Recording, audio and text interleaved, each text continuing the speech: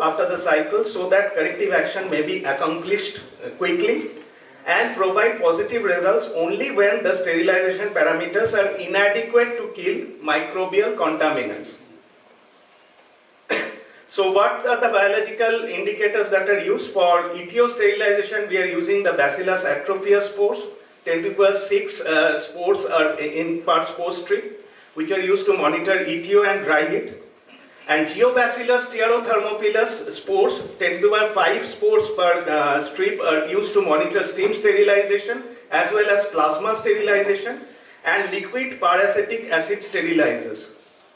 And Geobacillus stearothermophilus is incubated at 55 to 60 degrees Celsius. Normally we have to have a 55 degree Celsius incubator, for special incubator for incubating those. We have it in our lab.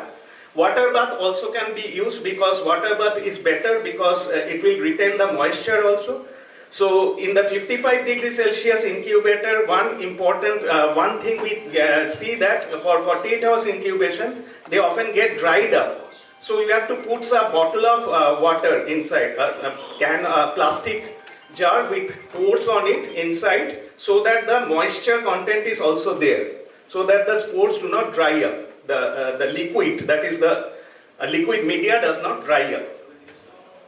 And the Bacillus atrophius, that is for ETO sterilization, this is incubated at normal temperature that we are using in the laboratory for normal pathogenic microorganisms, that is at 37 degrees Celsius. So this is very important. In many of the labs we visit, we do not find the 55 degrees Celsius water bath or incubator. They are incubating the Bacillus, that is the Geobacillus thermophilus spores at 37 degrees Celsius, which is not acceptable.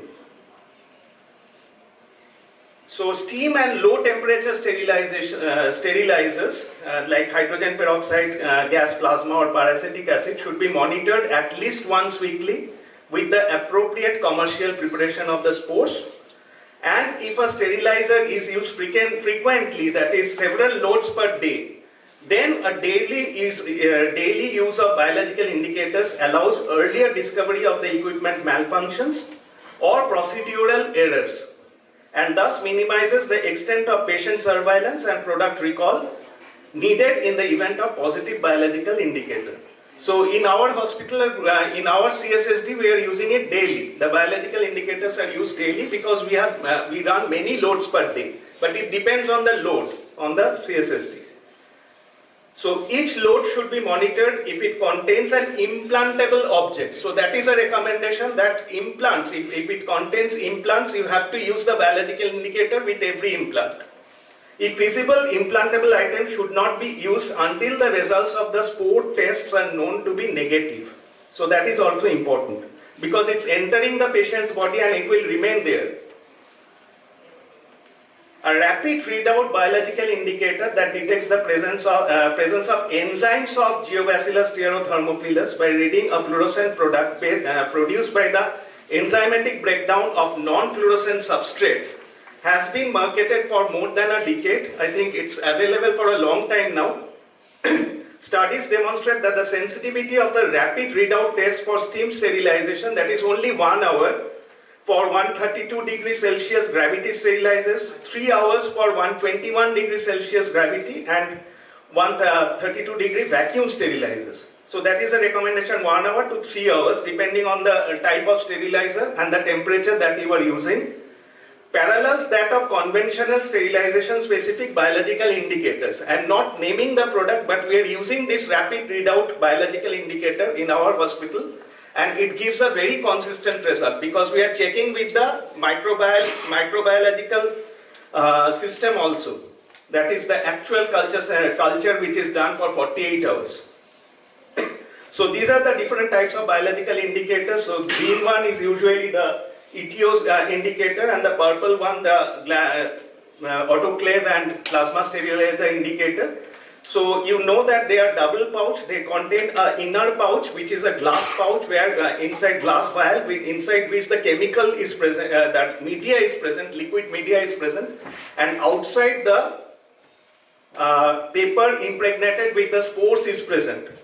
So after the sterilization cycle is over, please remember to crush the inner tube. so that the media comes in contact with the spores. So that crushing part is important. That has to be done by the CSSD staff itself, the CSSD personnel themselves before it is sent to the lab. Otherwise, I have instructed my technicians to crush it if it is not already crushed. After that, you have to incubate.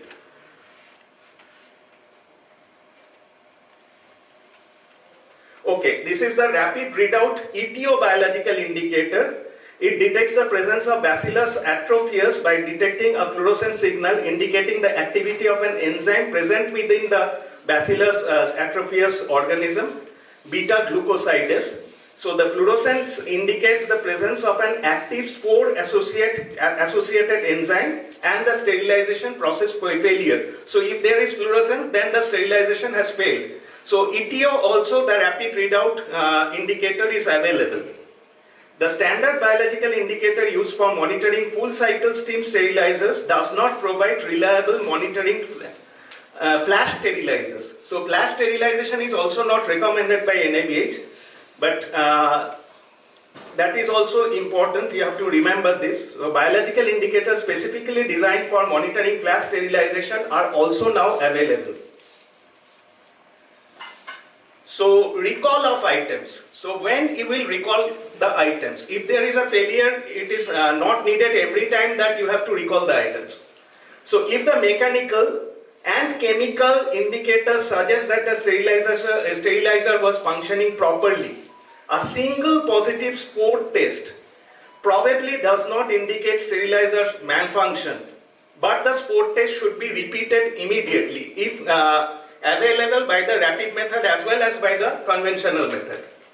If the spore test remain positive, use of sterilizer should be discontinued until it is serviced. Okay. Similarly, a single positive spore test does not necessarily indicate a sterilizer failure. If the test is positive, the sterilizer should immediately be rechallenged for proper use and function. Items other than implantable ones do not necessarily need to be recalled unless a sterilizer malfunction is found. So if a sterilizer malfunction is discovered, the items must be considered non-sterile and the items from the suspect lots should be recalled insofar as possible and again reprocessed. Okay, only if the malfunction is proven, then only you have to recall the items. So testing of paired biological indicators from different manufacturers, although most of us use only a single brand, if you keep two brands, then you can test. If there is a failure with one brand, the other passes, then it's probably the spore problem, the indicator problem, not the sterilizer problem. Sterilizer problem does not occur that frequently. False positive biological indicators may also occur from improper testing or faulty indicators. The latter may occur from improper storage of the indicators, improper processing, product contamination, the product may be contaminated, or material failure, or variation in resistance of spores. So gram stain, so whenever a positive signal is given, we do a gram stain. We break it and do a gram stain of the from that and see that whether it's bacillus or whether it's some other organisms which are contaminating. So a positive and a subculture, we also subculture to grow the commoner organisms, so that may determine if a contaminant has created a false positive result. I think I missed one slide regarding the incubation, this one. So originally spore strip biological indicators were required to be incubated for 7 days before giving a result. When I was a student, MD student, it took 7 days. Okay, I passed MD in 1997. At that time we had to incubate, we gave the results after 7 days, but now there are much improvement is this. The next generation of biological indicators was self-contained in plastic vials containing a spore-coated paper strip and a growth media in a crushable glass ampule that I have already told you.